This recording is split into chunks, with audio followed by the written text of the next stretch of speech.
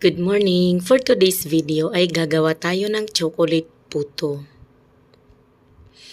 Ito na yung ating 2 cups ng all-purpose flour. Maglalagay ako ng brown sugar. 1/2 cup lang yung nilagay ko. Pero kung gusto nyo ng matamis, 1 cup talaga. Then maglalagay ako ng 5 tablespoon ng cocoa powder. Dutch po yung brand ng cocoa powder ko. Ewan ko kung tama yung pagbasa ko. Basta Dutch ata siya. Yun po ang brand ng cocoa powder ko. Maglalagay na rin po ako dito ng 2 tablespoon ng baking powder. 2 tablespoon para sa 2 cups ng all-purpose flour. Then haluin muna natin yung mga dry ingredients natin. Para mamaya ay hindi na tayo mahirapan. So sa mga naglalagay po pala ng salt, pwede kayong maglagay ng kaunting salt. Ako po kasi ako naglalagay ng salt sa mga ginagawa ko. Silagay na din natin yung 1 piece ng egg. At saka po maglalagay ako ng 4 tablespoon ng cooking oil. Pwede pong melted margarine, pwedeng melted butter ang gagawin nyo. Ang i-alternative dyan. Pwede din po yung coconut oil. Pagkatapos po ay maglalagay na ako ng water. 2 cups ng water po ang nilagay ko dyan.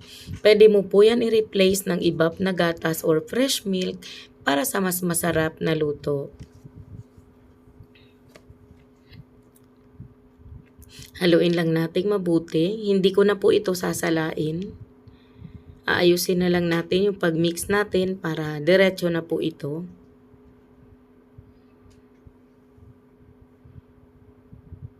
So, bawal pong ma-overmix ang mga puto. Kasi minsan naapektuhan yung pag-alsa niya kapag ma-overmix. Kaya, akala nyo lang po mabilis na mabilis yung pag-whisk ko dyan. Pero, hindi po yan mabilis. Pinas forward ko lang sa video para hindi tayo matagal. Pero po, ano lang yan? Alalay lang yan. Yung hindi siya ma-overmix. Yun, kapag wala na pong mga buo-buo ay pwede na tayo mag-umpisa. At naisipan ko nga palang lagyan to ng instant coffee. 1/2 teaspoon lang naman po yung nilagay ko. Para sa dagdag na flavor, dagdag aroma, saka para mas mag-dark siya.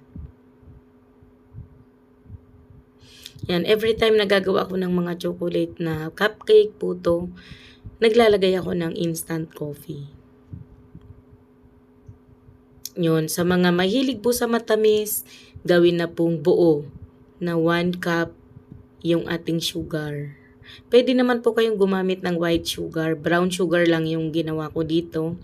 Kasi yun po yung available ko dito ngayon. Yan, malapit na nating mapino. Yan, maganda na yung ating mixture.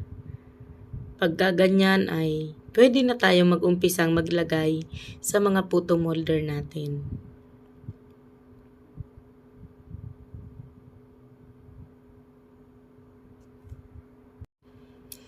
Sa bawat puto molder po ay naglalagay ako ng 1½ tablespoon ng mixture natin. Di pala masyadong nakita sa video. Wala kasi akong videographer, sarili ko lang. Pero ano lang naman po, simple lang naman. Naglalagay lang naman tayo sa mga puto molder natin.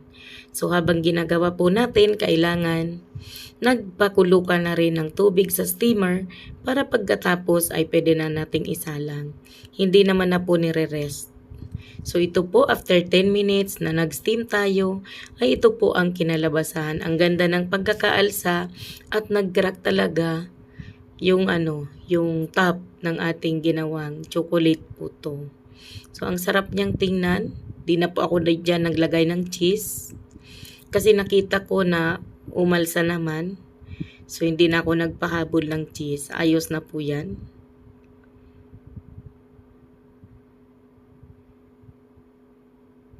Ayan, ito na po yung ating unang salang. Bali po 25 pieces yung nagawang medium size na puto doon sa pinakita kong mixture. So marami-rami na rin po, pwedeng-pwede ng pang snack ng buong pamilya. Pwede pang pangbaon ng mga kids para hindi na kayo bibili ng babaunin nila. Napakadali lang din naman pong gawin. So ito na po yung ating finished product. Thank you so much!